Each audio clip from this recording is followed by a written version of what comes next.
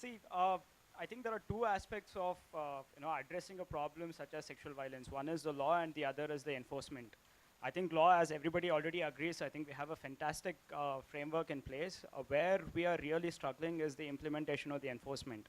And to me, enforcement has two components. One is the attitude, and the other is the infrastructure, right? So in terms of the attitude, I think first and foremost, there are two lackings. One is a culture of denial.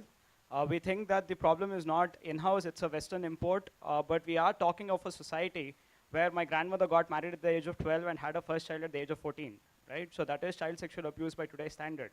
So that culture of denial has to stop. I think we have to acknowledge that this is an inborn problem, and we need to start looking into why there is such a culture of sexual violence within the country. The second aspect is, it goes back to that fundamental question. How do you fight an enemy without any intelligence or information about who he is, or why he commits the crime that he commits, or what kind of background he comes from?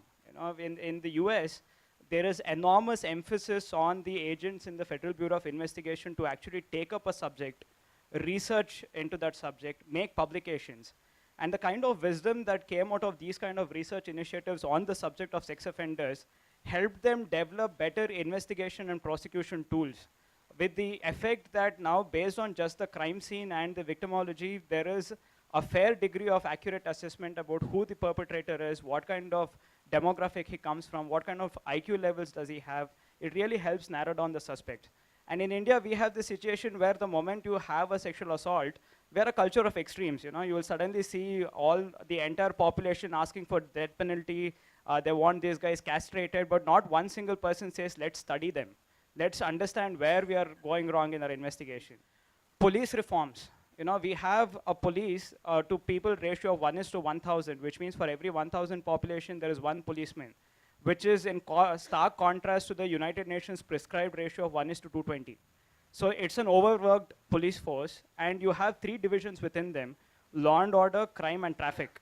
But the guy who is investigating crime has to deal with seasoned rowdy sheeters in the morning, a child witness in the afternoon, and a rape victim in the evening, without there being opportunity for him to specialize into any one subject. So why is it that we are not having specific sex crimes unit that will only investigate sex crimes and nothing else, right? But right now what we have is we have one police force that has many different mandates and many different functions. So that prevents them from being able to really be effective. And lastly, the law has a very strong intellectual character, but that same level of awareness, knowledge is lacking when it comes to doing work on the ground.